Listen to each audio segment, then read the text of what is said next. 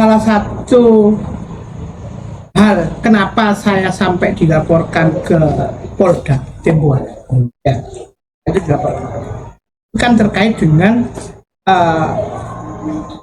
soal Bunyai Zakia.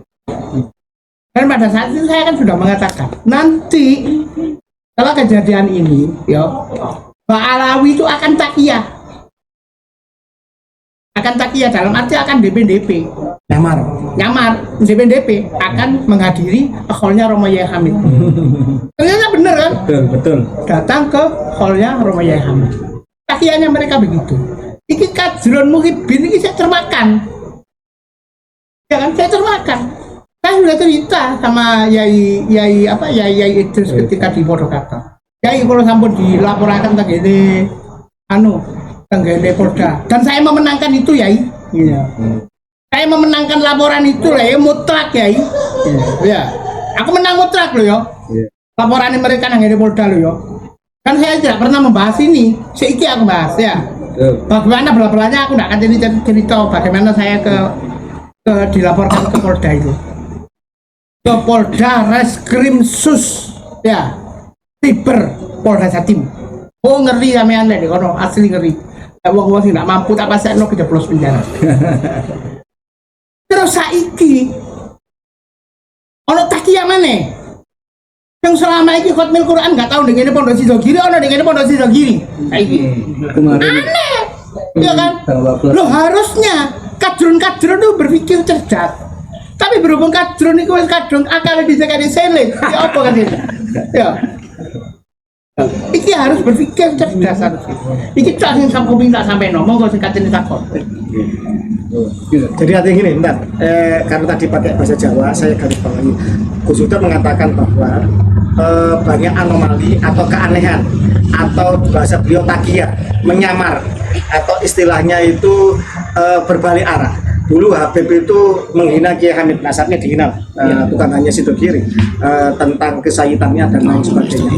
Kemudian setelah konflik sama Bunyai Idris, putranya Kiai Hamid, menantunya Kiai Hamid, itu kemudian kan rame. Kemudian mereka akhirnya sekarang hadir di hallnya Kiai Hamid berduyun-duyun. Kemudian dengan Sidogiri juga mereka habis menghina nasab Sidogiri.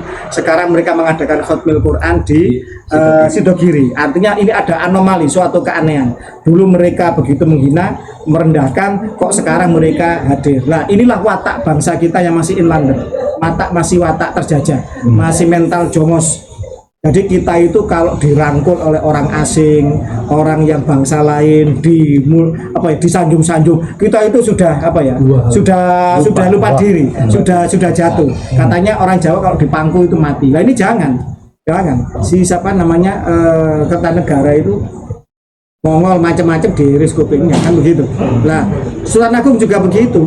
Itu VOC waktu itu mau ngasih upeti yang sangat besar. Tapi Sultan Agung memilih untuk memerangi VOC di Batavia kan begitu. Tapi karena nggak bersatu ada pengkhianat, akhirnya gagal karena lumbung-lumbung padi Mataram dibakar. Nah, ini yang terjadi. Maka sebaik apapun mereka, ini kamuflase. Apa istilahnya itu musang berbulu domba. Kita harus waspada. Sebaik apapun Habib, siapapun, hubungannya apapun, orang tua angkat kayak sahabat, misan, besan, mertua, istri, ada yang istrinya Pahala misalnya, siapapun mereka, selama mereka tidak mau jujur bahwa mereka bukan cucu Nabi, mereka masih ngeyel dengan data palsunya, dengan pengakuan sesatnya, dengan isbat hampanya yang tidak ada, mereka masih ngaku cucu Nabi, maka jangan dipercaya. Karena apa? Sebaik apapun mereka, seandainya mereka baik sekalipun ya sekarang, nanti anak cucunya akan mengulangi kejahatan yang sama. Karena apa? Pengakuan cucu Nabi tadi ini berbahaya ini bisa merembet kemana-mana. Jadi ada suatu hidden razor, itu suatu epistemologi dalam filsafat, suatu pengakuan yang tanpa bukti maka bisa disanggah tanpa bukti. Mereka kan tanpa bukti mengaku cucu Nabi. Sudah mengaku cucunya Sunan Gunung Jati ketiga, Sunan Gunung Jati ketiga menantunya Sunan Gunung Jati kedua Sarudayatullah. Ada buktinya nggak? Ada. Yang lokal apa? Manuskrip Mancengan sama manuskrip Purwokerto. Nah, ini manuskrip ini berdiri sendiri tidak? Nyambung nggak dengan Ahlul Balad di Cirebon, Banten sana? Oh nyambung. Nah ini setelah ini nyambung nggak data ini dengan internasional, nyambung timelinenya, apa ini masanya, nama-namanya dan kronologi sejarahnya nyambung. Karena nyambung kemudian beliau mendapat isbat internasional. Sekarang tanya Habib, di mana isbat mereka selain di Jakarta? Nggak ada, di sana sendiri di Jakarta. Yaman ya apa? Nggak ada, orang Yaman sendiri juga nggak tahu kok ngakui mereka itu orangnya ahli bohong, ahli khurafat, mereka penipu pendusta. Itu ada itu ban Kori. Berarti wali Habib Umar Hafid yo. Iku isbatnya di Yaman apa di Jakarta? Umar bin Habib itu isbat nasabnya di Jakarta. Lucu, orang Yaman isbatnya di Jakarta. Lah, leluhurnya orang Jakarta, Pak. Nabi orang Jakarta, Pak. Kus ya. Iya, silakan. Yang saya itu muskil nang ati, yo muskil. Iya. Loro nang ati. Aku salah satunya diceritani kegiatan khotmil Quran di situ kiri. Iya. Padahal dari situ kiri ku dek, insya Allah dek pelabatan Nyai Lim dek ini Nyai Lim, ya kerumune ya aku ya, aku kan juga teko ya. Salah satu yang bercerita begitu, ya opo kus dek situ kiri ku yo ya, dadine koyo penjaga pintu ngadeki tak bos. Yang golongannya Habib itu masyarakat ngono terus koyo dadi projo. Gus situ kiri ku meneng ini tak koyo apa ngono modele Gus. Kayak budak. Nggak tega aku ngrokno Gus. Kok ndak duwe peranan bahwa saya itu tuan rumah harus begini. Ndak ngono. Ya apa kok sampai koyo ngono. Sifatnya dulur-dulur kuwi. Ndak tega. Muga-muga Mas Nur Gosi ngrungokno saiki. Ambil Yai Fuad muga-muga ngrungokno. Cek dirubah mental mereka. Ya. Tadi katakan apa?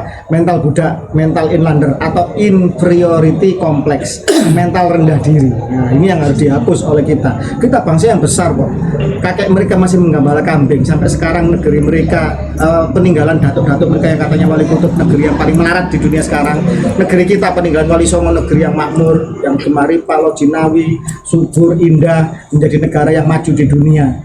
Bandingkan kalau di seseorang dinilai dari karyanya Wali Songo apa di Nusantara, karyanya mereka yang katanya wali kutub bisa menurunkan emas dari langit apa di Yaman sekarang, gitu aja kok gampang dibodohi kan begitu. Saya ngaku pelukis hebat besar, karya saya ternyata lukisan anak TK. Nah, yang situ orangnya rendah hati tapi lukisannya laku miliaran misalkan begitu. Nah, ini kan tidak imbang. Wali Songo punya karya peninggalan yang luar biasa. Nah, mereka warisannya apa? Warisan negeri yang bobrok dan kacau sampai sekarang. Udah,